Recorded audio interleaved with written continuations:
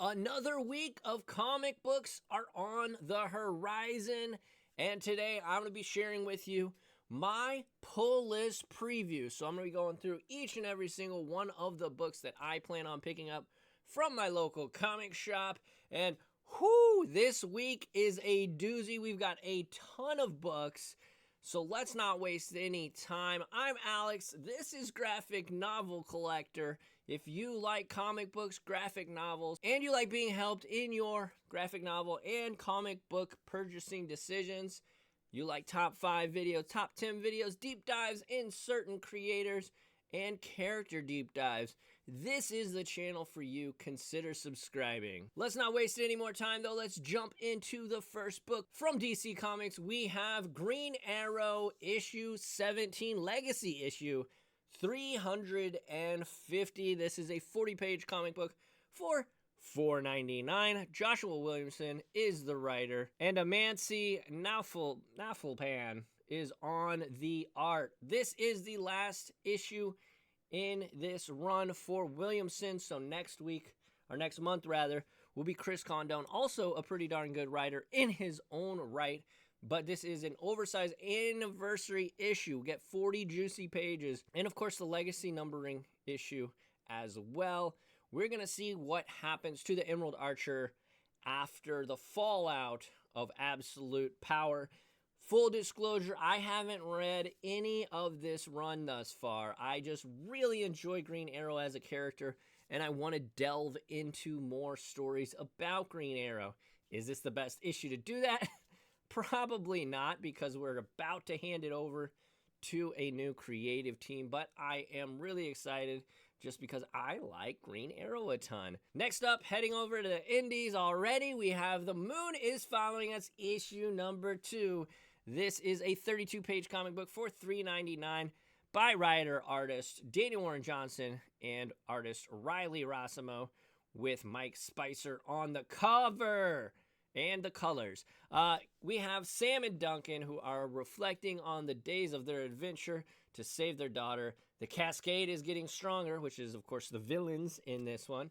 And time is running out. Who will help them on this epic quest? The first issue of this book, I gave a perfect 5 stars, and I said that it was must read, especially if you're an adult. But if you like comic books, this series was one of my most anticipated books coming into the year, and I absolutely adored the first issue. I hope the second issue continues to deliver. I am hopeful that it will, because Daniel Warren Johnson, just simply put, does not miss for me. He is one of the best storytellers, one of the best creators in comic books going right now. And Riley Rossimo absolutely stepping his game up for this book. I loved the combination of his art plus Mike Spicer's color. But The Moon is Following Us. I'm so excited for this book, y'all. Next up, we have Radiant Black Massive Edition, Book 1, hardcover. And this one is going to hurt my pocketbook, because it is a hardcover book, 440 pages for $44.99. It is oversized and it is case-bound. This is a big chonker. Of course, this is Radiant Black Year 1, so it'll be the first 12 issues.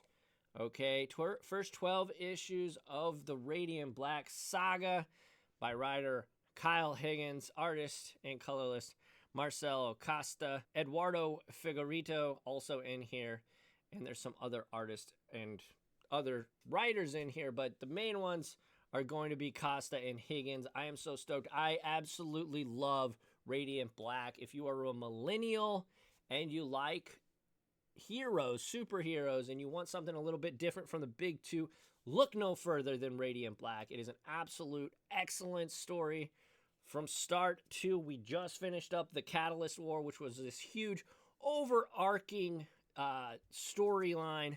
The first 3 years, I did pick up last week the 30 and 30.5 books. It was an epic conclusion. They absolutely stuck the landing. Radiant Black is great. And yeah, your store may not have this book, but I have mine reserved in my pull list ready for me. I'm so stoked for Radiant Black.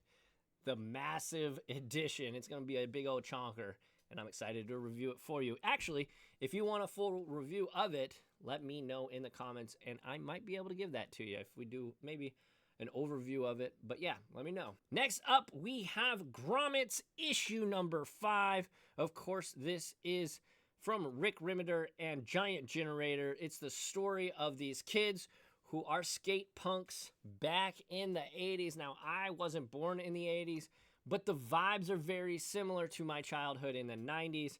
Some of the music and some of the bands and some of the things that they do and how they talk is very reminiscent of my childhood. So I'm really loving this. Writers are Rick Rimeter and Brian Posehn.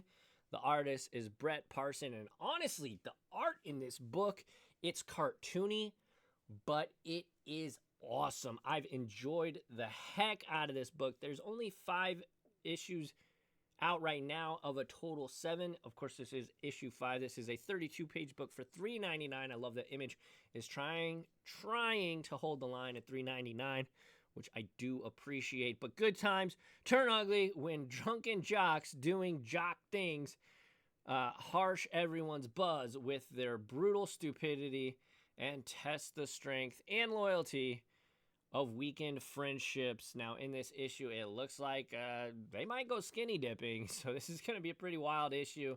I'm loving Grommets. If you ever skated in the 90s or 80s, you got to check out this book. Next up, we have the Macher, issue number 2, and this one, for me, the first issue just came out of nowhere. Anything professional wrestling, I'm going to check out, but in the first issue, there was a huge twist. I'm not going to spoil it because it kind of, I mean, it's a bizarre twist that you would not expect in any way based on the context of the rest of that book. But Macher by David A. Goodman and Alex Andres on the art. I really like the first issue.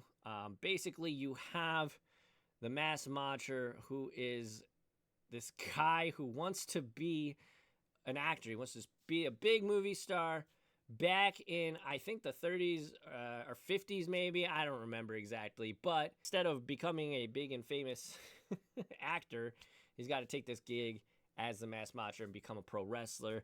I really liked it, though. If you like pro wrestling, I think you're going to like this book from Dark Horse Comics. Next up, we have Stand Still issue number 3. This is a $4.99 comic book wraparound cover. Doesn't tell me how many pages, but it is by Lee Longridge and artist Andrew Robinson. And holy smoke, this is an 8-issue series, and I gotta say, this series, I said it before, this series is really cool in that it reads much more like a manga than a traditional Western comic book.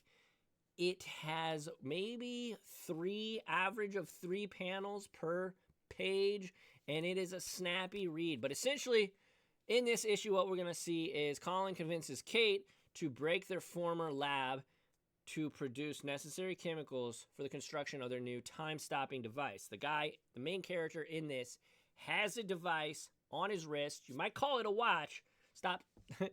Time-stopping watch, where he can stop time and he causes chaos. But Colin and Kate are these 2 members of a government organization that are trying to get back the watch, but instead of trying to get it back in a more direct way, they're going to try and make their own time-stopping watch, apparently, in this issue. All the while, Riker, who's the person with the watch currently, is settling an old score with Beverly Hills housewife, reality star. Massive spoiler, she loads every terrifying minute. So, big spoiler there from League of Comic Book Geeks description, but I'm really excited. This book is awesome. I absolutely adore the characters, the theme, the way the panels and story is set up. I'm absolutely loving it. And Stand Still, I said it, this could kind of change the way that mainstream comics are made just because of how snappy and how quick of a read it is.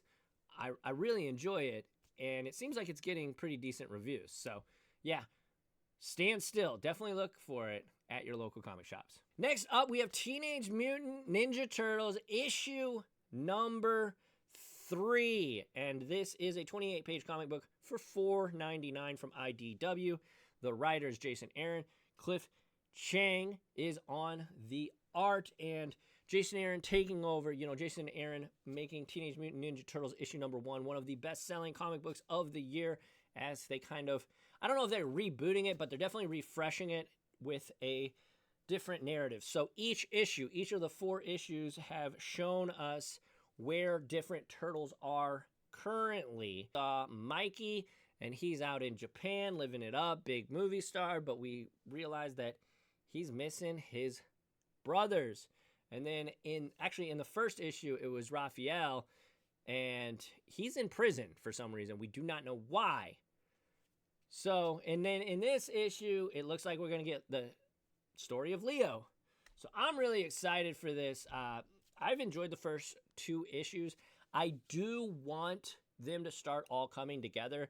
At the end of the second issue, we did see Raphael join Mikey. So hopefully they'll pick up Leo, and now we're going to be off to go get Donatello. And then in the 5th issue, I hope we are off to the ground running and the actual story gets started, because I can only stick around for so long when it comes to setting up where we're going, setting up the narrative.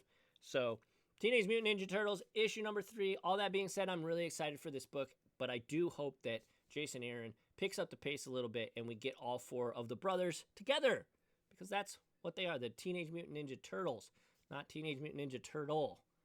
All right, the Tin Can Society issue number 2. This is a $3.99 comic book. Doesn't say how many pages, but it is by Peter Warren, is the writer, and Francisco Mobley, artist, and Chris Chuckery on the colors. And in the first issue, holy smokes, I did not review this book because I did not pick it up on New Comic Book Day. I picked it up after the fact, after I saw some reviews from some YouTubers, and I gotta say, the first issue was insane. This is Rick Remender's Giant Generator imprint at Image, so huge Remender fan, huge Remender fan, and I gotta say, the first panel of this, you show a grisly murder. Apparently, this guy who is friend with some of these kids from back in the day, they called themselves the Tin Can Society, very much like the Losers Club from It, but Tin Can Society, apparently this guy, as you can see from the cover, he had leg braces and was physically disabled, but he grew up to be a billionaire, kind of like an Elon Musk kind of guy. And apparently it's some superhero vibes. We kind of got hints and teases of that in the first issue, but apparently, and hopefully we get to see more of that in this issue. But basically, this is a murder mystery kind of vibe where the main character, I forget her, Carissa, that's her name, Cassia, is trying to figure out who murdered this guy, and she thinks that it's one of the Tin Can Society members, so one of their friends from back in the day, and that's where this issue is kicking off. I really liked the first issue. It was jarring, it was gruesome, it was bloody, it was brutal, and I really, really liked it. Hopefully this issue continues that same vibe. I'm sure it will, but Tin Can Society, definitely have it on your radar, and if you see it at your local comic shop, I suggest getting it, especially if you can get the first issue. And last, but certainly not least, we have Universal Monsters Frankenstein issue number 3. This is a 32-page comic book for $4.99. Writer Michael Walsh and colorist Tony Marie Griffin. Michael Walsh is the writer and the artist. Color done by Tony Marie Griffin. The first 2 issues were absolutely awesome. Kind of some monochromatic vibes. The colorist Tony Marie Griffin has chosen a very specific vision, but let's read the little bio. Elizabeth Lavenza discovers the truth about her fiance, Dr. Henry Frankenstein, and his true intentions after presenting him with one gift he desires.